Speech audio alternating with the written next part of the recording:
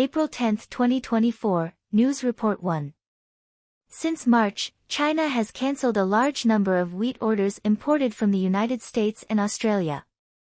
The U.S. Department of Agriculture stated in mid-March that China had cancelled a total of 500,000 tons of wheat import orders, equivalent to half of the wheat exported to China by the United States in 2022 and the largest cancellation of wheat orders by China since 1999. Additionally, according to Reuters, China has also cancelled a 1 million ton wheat order imported from Australia. China has not specified the reason for cancelling a large number of wheat import orders, but according to Nikkei News Analysis, wheat, as a staple food, should not be affected by economic conditions despite China's economic slowdown. This event indicates that the impact of the US-China trade war is becoming increasingly apparent. The United States is strengthening restrictions on chips, requiring China to address overcapacity issues, while the United States and the European Union are coordinating on how to deal with China's overcapacity. China is retaliating by canceling wheat imports, escalating the confrontation. News Report 2. First Financial reported that Chinese real estate giant Vanke has once again experienced a double blow in stocks and bonds.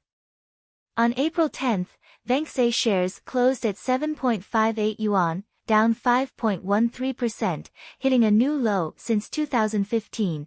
Vanke's H shares in Hong Kong closed at 4.22 Hong Kong dollars, down 4.3%, and have fallen by 21% since March 28. In addition, Vanke's bonds have also declined, with Vanke 04 bonds closing down 9%, and other bonds falling between 3% and 4%. Since April, Vanke's bonds have continued to fall. The last time Vanke experienced a double blow in stocks and bonds was on March 4 this year, when it was reported that Vanke was negotiating with its creditors, insurance companies, hoping for a temporary debt relief, but the insurance companies did not agree. This crisis has once again brought Vanke's bankruptcy crisis to the surface. According to data from DM, as of April 10, Vanke's domestic listed bonds amounted to $54.5 billion, including 6 bonds with a balance of $2.5 billion. According to Huatai Securities Research Report, as of March 6, Vanke's main debt pressure was concentrated in the second and third quarters of this year, totaling 22.4 billion yuan, with 11.6 billion yuan in the second quarter and 10.8 billion yuan in the third quarter. According to Vanke's announcement, Vanke's sales revenue in the first quarter of this year was 579 billion yuan, a year-on-year decrease of 42%. In addition, on April 10, Xiao Jing, general manager of Vanke Jinan, was taken away by the Shandong police for investigation. Xiao Jing joined Vanke in 2009 and is a veteran employee of Vanke. In addition, on April 1, Vanke's partner in Yantai, Shandong, publicly accused Vanke of problems in pre-sales. Overall, Vanke is currently facing many problems. News Report 3. A Twitter video shows that a group of investors went to the Ping An Financial Center in Shenzhen on April 9 to safeguard their rights. The financial center is the Ping An Building, the office location of Ping An Group. These investors are demanding that Ping An Trust redeem their financial products. According to 21st Century Economic Report, these investors purchased the Funing 615 Collective Capital Trust Plan of Ping An Trust, which was issued on September 29, 2021, raising 772 million in funds, indirectly investing in the Zhenghua Mansion project in Xiamen.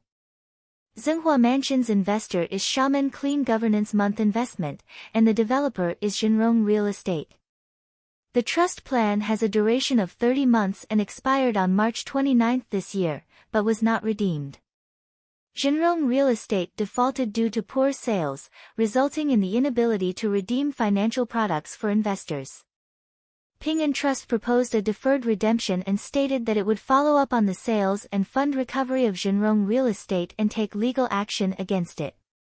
21st Century Economic Report pointed out that a similar situation occurred in Huizhou Trust Plan of Ping An Trust in Guangdong, with Longguang Group as the investor, which defaulted in August 2022, and its equity was frozen, resulting in the inability to redeem investors. News Report 4.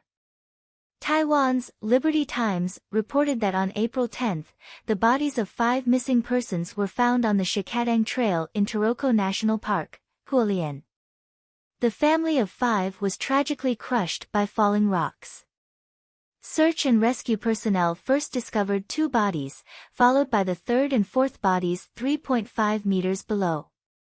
These 3 bodies were found together.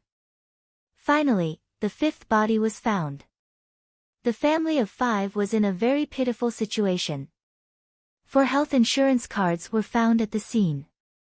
Currently, 3 people are still missing on the Shikadang Trail, including a Singaporean couple and a miner from Zhanghe Mine. Search and rescue personnel said that the Zhanghe Mine is steep, and aftershocks can cause many falling rocks, making the rescue work very difficult.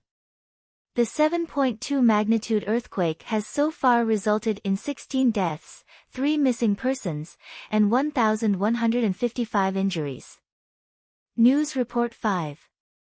Yonhap News Agency reported that South Korean President Yoon Suk-yeol boarded a patrol boat on April 9 to inspect the crackdown on illegal fishing from China. Yoon Suk-yeol urged the South Korean Coast Guard to prioritize national interests and security to indirectly respond to illegal fishing from China. April to June is the peak season for crab fishing, and Chinese fishing boats often intrude into South Korea's exclusive economic zone for illegal fishing. Yoon Suk-yeol stated that even North Korea strongly responds to illegal fishing from China, so South Korea is not doing enough in this regard. South Korea should respond to China's illegal fishing from the perspective of safeguarding national fishery resources. China's illegal fishing has been a long-standing problem for South Korea. Although the China-South Korea Fisheries Agreement came into effect in 2001, the problem has not been resolved. In November last year, China and South Korea reached an agreement that starting from May 1 this year, Chinese fishing boats in South Korea's exclusive economic zone must activate the internationally recognized automatic identification system.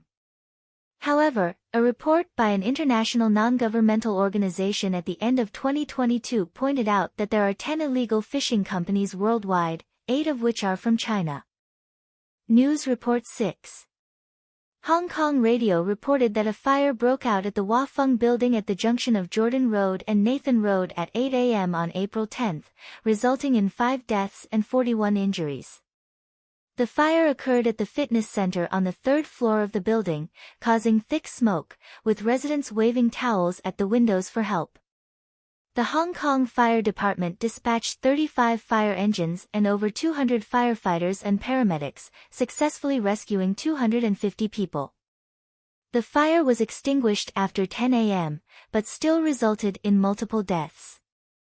Firefighters stated that the Hua Feng building, with over 60 years of history, has over 200 residential units and over 100 subdivided units, with chaotic management and situations of people littering cigarette butts and rubbish, posing a high fire hazard.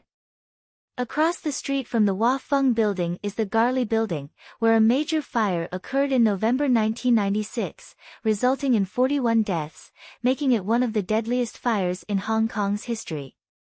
News Report 7. Voice of America reported that 2 Chinese opinion leaders received phishing links on Twitter that could obtain the clicker's IP address and other personal information. The opinion leaders disclosed these phishing links on Twitter, which appeared to be common websites such as Telegram and Bilibili, but were actually not. A blogger named Programming is Crazy posted that he tested and analyzed these links, finding that they used disguise to gain user trust, with the true purpose of the links being to obtain the clicker's real IP address and Weibo account information. Voice of America stated that the identities and origins of the link senders cannot be confirmed at present. However, this phishing method is commonly used by the Chinese government. In February of this year, Chinese technology company Anshuan leaked a document showing that Anshuan had developed a series of phishing links for Twitter for the Chinese government. These links, when clicked, can obtain the clicker's IP address, device type, browser version, and even view the clicker's private messages from the past 30 days. American cybersecurity companies stated that they cannot detect in advance whether these links are phishing links. Therefore, the only precaution for users is to be careful and not easily click on links from unknown sources. News Report 8. NetEase and Blizzard Entertainment announced in a joint statement on April 10 that Blizzard Entertainment will gradually return to the Chinese market starting this summer. This news has made many players happy. The statement pointed out that games including World of Warcraft, Hearthstone, Overwatch, Diablo, and StarCraft will all return to the Chinese market. The statement also stated that the account information of Chinese players from the past has been fully retained and can continue to be used. As early as 2008, NetEase and Blizzard cooperated to hand over the exclusive operation rights of StarCraft and Warcraft in China to NetEase. However, in November 2022, Blizzard announced that it had failed to reach a renewal agreement with NetEase, leading to the cessation of services in China since January last year, ending the 14-year cooperation. According to the paper, in the renewal negotiations, Blizzard demanded an increase in revenue sharing and a globally unified pricing, but was opposed by Chinese players, ultimately leading to the two sides breaking up. Microsoft acquired Blizzard in October last year, and the original CEO, Todd Dyke, resigned. Therefore, Blizzard is returning to the Chinese market. News Report 9. China Market Regulation News reported that the State Administration for Market Regulation, the National Development and Reform Commission, and 7 other departments issued a joint notice announcing that 294 national standards will be revised by 2025. These revisions aim to improve national standards and promote product upgrading. The revisions involve areas such as energy conservation and carbon reduction, environmental protection, and safe recycling. When the Chinese government encounters economic difficulties, it uses the method of raising national standards to prompt the scrapping of products and promote the replacement of old with new. This approach has sparked controversy because modifying national standards can lead to equipment becoming outdated and not meeting new standards, thereby prompting users to replace their equipment. Some people believe this is a method used by the Chinese government, but others have different opinions. News Report 10. Reuters reported that a high school student in Oxford Township, Michigan, shot and killed 4 classmates, injuring 6 other students and a teacher on November 30, 2021. The student's name is Columley. His parents were convicted of involuntary manslaughter on April 9 and sentenced to 15 years and 10 years in prison, respectively, with parole only granted after serving their full sentences. This is the first case in the United States where the parents of a student who committed a school shooting have been sentenced. For days before the incident, Columley's father gave him a handgun as a gift, which Columley used in the attack on the morning of the incident. The prosecution stated that Columley's parents ignored his mental health and violent tendencies, hence the conviction for involuntary manslaughter. When the school discovered that Columley had drawn pictures of guns, bullets, and blood, the school requested his parents to provide psychological counseling and take him home, but this was refused by his parents. Subsequently, Columley took out the gun from his backpack and shot at teachers and classmates. News Report 11. The Wall Street Journal reported that more and more studies indicate that the human brain begins to change in the 40s. These changes may increase the risk of developing dementia or Alzheimer's disease, as well as a decline in cognitive abilities. These studies overturn previous beliefs that the brain begins to change at 70 to 80 years old, when in fact it starts around 40 years old. A research paper published by Hansen, a doctoral student at University College Cork, in the journal Trends in Neuroscience, pointed out that the connections between proteins and brain regions in the human brain aged 40 to 50 decrease, leading to slower brain processing speed and affecting cognitive abilities. In addition, the accumulation of proteins in the blood can cause mild inflammation, affecting the hippocampus' ability to store new information. Duke University psychology and neuroscience professor Moffat stated that people who start smoking or using marijuana in their teenage years and continue to do so after the age of 40 are likely to develop dementia in old age.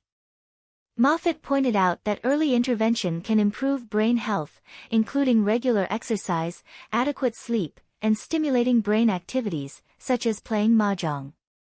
News Report 12. According to a video on Twitter on April 10, food delivery riders in Zhuangqiu Town, Minhang District, Shanghai, collectively went on strike. The reason for the strike was low income. Some riders stated that on Chinese New Year's Day this year, a Meituan rider revealed on Weibo that he had been working as a food delivery rider in Shanghai for 3 years and had a total income of 1.02 million yuan. This news led to many people joining the food delivery rider industry, resulting in a decrease in food delivery orders. Some riders said that they now work 18 hours a day but can only earn 150 yuan, making their lives very difficult. They pointed out that, based on calculations, with a maximum of 8 yuan per order, they would need to complete 117 orders a day, or 1 order every 6 minutes, which they believe is unrealistic and completely deceptive. Currently, more and more people are joining the rider industry not because of the high income of 1.02 million yuan, but because they cannot find other ways out.